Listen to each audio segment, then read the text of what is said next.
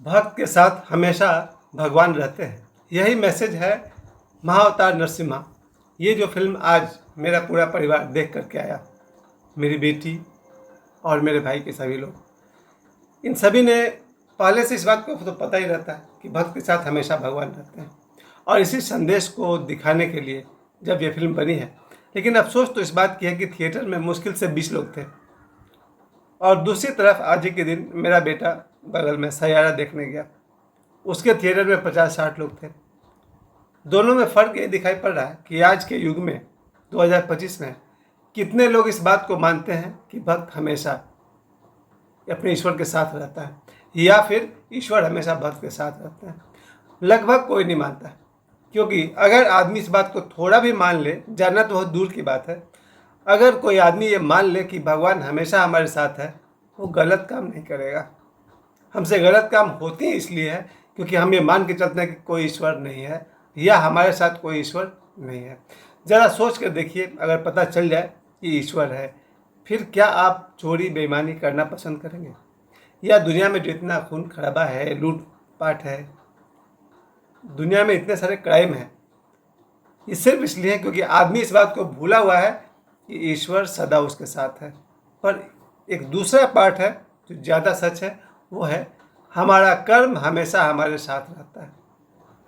यहाँ भक्त प्रहलाद को लेकर के जितनी घटनाएं दिखाई गई, एक बहुत सुंदर बात दिखाई गई कि भक्त प्रहलाद जब अपनी माता जी के गर्भ में थे, तभी उनमें भक्ति के संस्कार आ गए थे। पूरी फिल्म से अगर कोई बहुत महत्वपूर्ण बात सीखनी हो तो यही बात सीखा जा सकता है कि जब बच्चा अपनी माँ के गर्भ में है, तभी उसमें अगर भक्ति के संस्कार पड़ जाए तो वो जीवन भर उसके काम आएगा। क्योंकि इस फिल्म में एक जगह ऐसा दिखाया गया है जहाँ की ये समझते हैं हिरण्यकश्यप कि हम तो तबाह करेंगे देवताओं को, मेरा बेटा भी तबाह करेगा। लेकिन फिर कोई देवताओं की ऐसी चाल कि जब भक्त प्रहलाद अपनी माता जी के गर्भ में थे, तभी उन्हें नारद और इंद्र आदि देवताओं ने उन्हें मंत्र संस्कार दे दिया, धार्मिक भक्ति के संस्कार दे दिए, और जिसका परिणाम ये हुआ कि भक्त प्रहलाद धार्मिक बने रहे। हम सब इस फिल्म से एक बात जरूर सीख लें कि जब हमारा बच्चा अपनी माता जी के पेट में हो, गर्भ में हो, तभी उसके अंदर अच्छे अच्छे संस्कार आने चाहिए। और मेरा सौभाग्य है कि मैंने इसमें प्रयास किया, क्योंकि आज मैं 92 से लगभग 33 साल से मैं ओशो को पढ़ता रहा हूँ, और मेरा सबसे ज़्यादा जोर इस बात पर था कि ध्यान और भक्ति चलता रहना चाहिए जब तक बच्चा अपनी माँ के पेट में है। और इस इरादे के साथ मैं तो जब कभी भी अपने बच्चों को निमंत्रित किया है, हमेशा से भक्ति भाव में डूब कर किया है कि भगवान इस धरती पर अगर भेजे ही मेरे माध्यम से, तो एक भक्त भेजे। और मेरी धर्मपत्नी भी इस मामले में बहुत ही सहयोगी रही, जिन्होंने एकादशी, तेरस, पूर्णिमा, अमावस्या, जितने व्रत होते हैं सारे के सारे व्रत करती रहीं, जब तक मेरे दोनों बच्चे अपने अपने समय पर अपनी माता के गर्भ में रहे। मैं ये नहीं कहूँगा कि आज वो लोग धार्मिक हैं, परिणाम आगे जो होगा देखा जाएगा। लेकिन अगर इस फिल्म का सबसे बड़ा मैसेज है महाअवतार नरसिम्हा का, यही है कि जब बच्चा अपनी माता के गर्भ में है, तभी से उसमें धार्मिक संस्कार पढ़ने चाहिए। दूसरी तरफ मेरा बेटा जो सैयारा देखने गया हुआ था, जिसकी मैंने हमेशा प्रशंसा किया, आज भी करता हूँ, प्रेम ईश्वर का दूसरा नाम है। वो चाहे प्रेम गर्लफ्रेंड से हो, पत्नी से हो, माता से हो, बहन से हो, बेटी से हो, गरीब से हो, साधु से हो, गुरु से हो, भगवान से हो, प्रेम किसी से भी है, वो परमात्मा का ही रूप है। खैर, आज हम लोग का मुख्य उद्देश्य है इस बात को मैं थोड़ी सी, और ये बात को मैं साबित करना चाहता हूँ कि भक्त के साथ हमेशा भगवान रहता है। क्योंकि मैंने एक बात जरूर मैं कहूँगा अपने बारे में कि 5 वर्ष की उम्र से लेकर के अभी तक, आज की शाम तक, मैंने भक्ति के मार्ग पर बहुत बहुत प्रयास किए हैं। मेरा सारा जीवन अब तक का भक्तिमय रहा है। सुबह जगते ही ओम नमो भगवते वासुदेवाय से शुरू करना, और रात को सो जाने तक, रात 11 बजे तक ओम नमो भगवते वासुदेवाय का मंत्र जाप करना। इसके अलावा सारा दिन में आप सभी को पता होगा कि बिना चूक किए ओशो का डायनेमिक मेडिटेशन में ज़रूर करता हूँ, जिसमें योगा का 2 बड़ा बड़ा अभ्यास है। ओशो के डायनेमिक मेडिटेशन में योगा का 2 अभ्यास है, एक है भस्त्रिका है, और दूसरा जो है वो कपालभाति है, 3rd स्टेज में, उससे मिलता जुलता, या जैसा मेरे गुरु करवाएं। खैर, प्रतिदिन सुबह की शुरुआत मेरी मंत्र योग से शुरू होती है। उसके बाद स्नान के बाद भक्ति योग, पूजा पाठ करना, कपूर अगरबत्ती, अगरबत्ती तो जलाता नहीं कोई, कपूर से दिया से सब जगह दिखाना, ये भक्ति योग है। और मेरे अधिकांश दोस्त अपने आप को जो पढ़े लिखे मानते हैं, उनके हाथ में कोई दिया कपूर नहीं होता है, क्योंकि उनको लगता है ये कर्मी भगवान है। दैट्स नाइस, अच्छी बात है। लेकिन ये मेरा दूसरा काम, सुबह की शुरुआत में मंत्र योग से, उसके बाद भक्ति योग, सूर्य को जल चढ़ाना,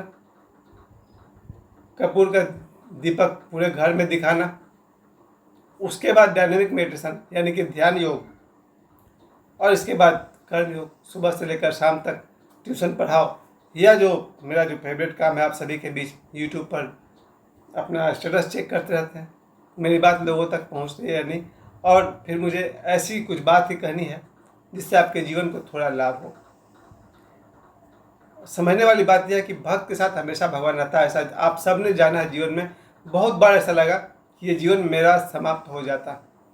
जब छोटे थे, 1-2 साल के थे, अपनी माँ के गोद में थे, तो छपरा के गांव वाले घर में अंधेरे में मेरी माँ टॉर्च उठाने गई थी, और जिस जगह से वो टॉर्च उठा रही थी, मैं अपनी माँ के गोद में था, उसको फुफकारने की आवाज़ उसके हाथ से टकराती थी, मेरी माँ के हाथ से। मेरी माँ को लगा यहाँ कोई सांप है, फिर भी उसने 1-2 प्रयास किए। बार बार सांप मेरी माँ के हाथ को छू रहा था, फुफकार मार रहा था। तो फिर मेरी माँ बाहर आकर मेरे चाचा को बताई, बड़े चाचा को, कि वहाँ ज़रूर कोई सांप है। उन लोगों ने वहाँ पर देखा रोशनी में, वहाँ सांप था। गेहूं था या नाग था, पर कोई फन वाला ही सांप था। भगवान की कृपा है कि उस फन वाले सांप ने न मेरी माँ को काटा न मुझे काटा। मैं अपनी माँ के गोद में था, मेरा हाथ जरूर सांप के नज़दीक रहा होगा। यहाँ से मुझे प्रमाण मिलता है कि भक्त के साथ हमेशा भगवान रहते हैं। और मेरी माँ की भक्ति देखिए, मेरा सौभाग्य देखिए कि जब मेरा कंसीविंग हुआ था, उस समय मेरे पिताजी गांव के मंदिर में रहकर पढ़ाई करते थे। गांव के मंदिर में, गांव के घर में रहकर नहीं, मंदिर में लगातार वो 2 या 3 महीना थे, वहीं पढ़ाई करते थे। उन दिनों मेरा आगमन हुआ, तो मेरे पिताजी का भी उस समय का जीवन भक्तिमय था।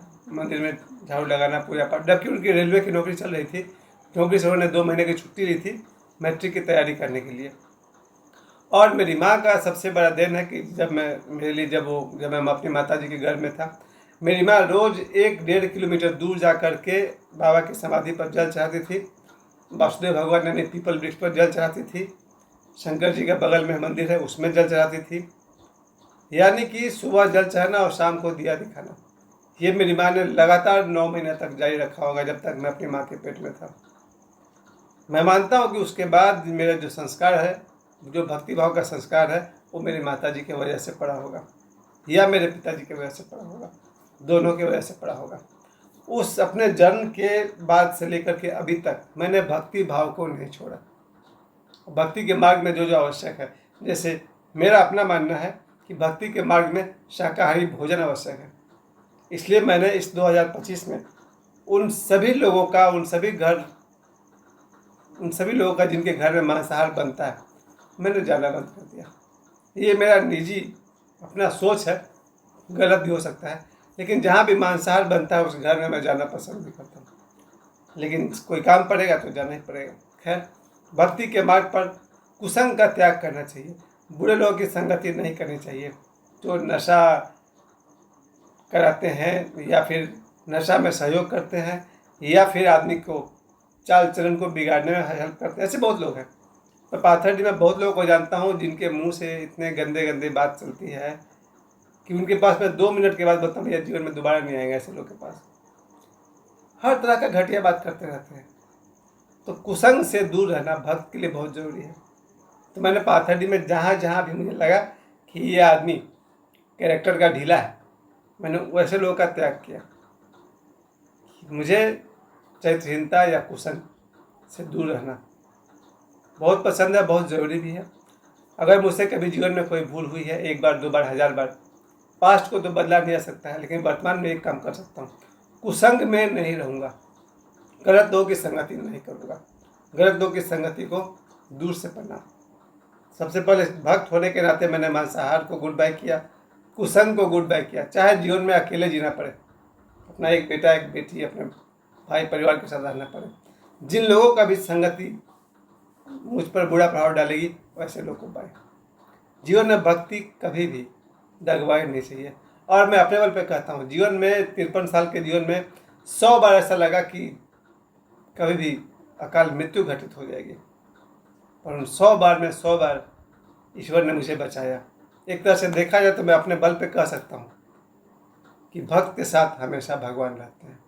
मैं इस बात का दावा करता हूँ, जीवन में 100 बार ऐसा खतरा महसूस हुआ जहाँ मुझे लगा ईश्वर ने मुझे बचाया है।